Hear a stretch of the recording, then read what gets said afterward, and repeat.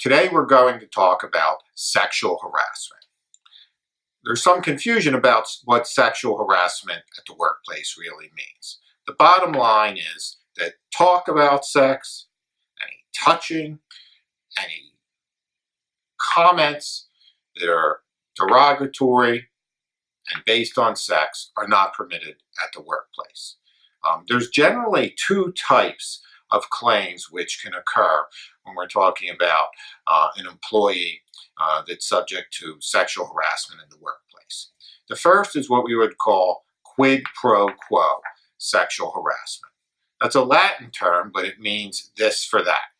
In the context of workplace, this means that something is being offered by someone in authority, typically a manager, where a manager offers a promotion or a raise in exchange for sexual favors, or the manager insinuates that if an exchange of some type of sexual favor doesn't happen, something's going to happen to the employee.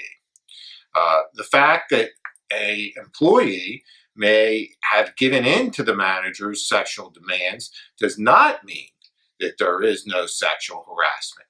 The key is that sexual advances are unwanted. The second type of sexual harassment would be hostile work environment sexual harassment. This is the kind of situation where an employee is subject to conduct at the workplace based on sex.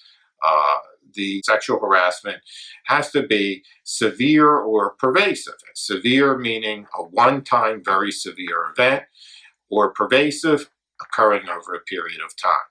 The employee has to be detrimentally affected by the conduct. The conduct would have to detrimentally affect a reasonable person of the same sex, and then there has to be a legal basis for holding the employer liable.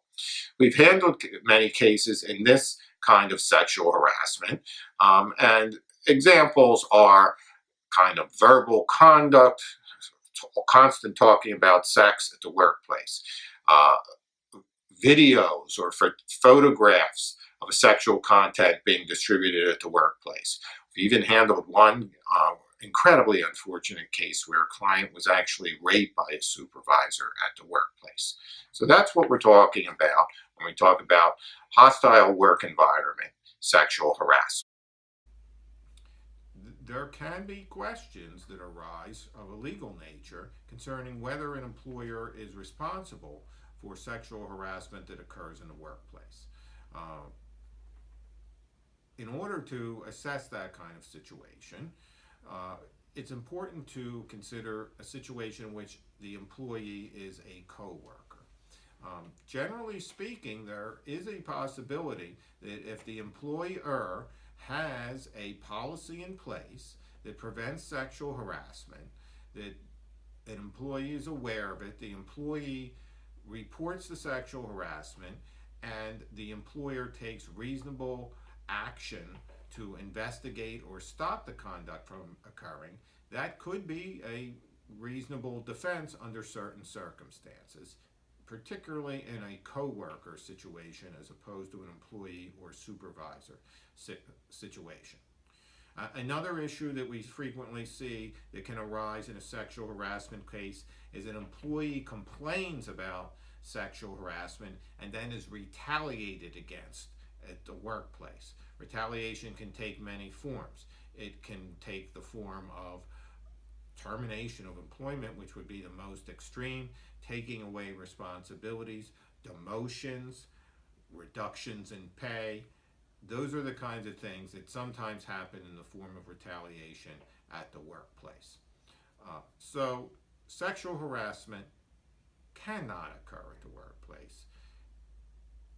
And it's my job as an employment lawyer to represent employees who have been subjected to sexual harassment to obtain the relief that they're entitled to under the law. If you believe you've been subjected to sexual harassment at the workplace, please contact us. You'll see the contact form on the website. We'll be happy to review your situation.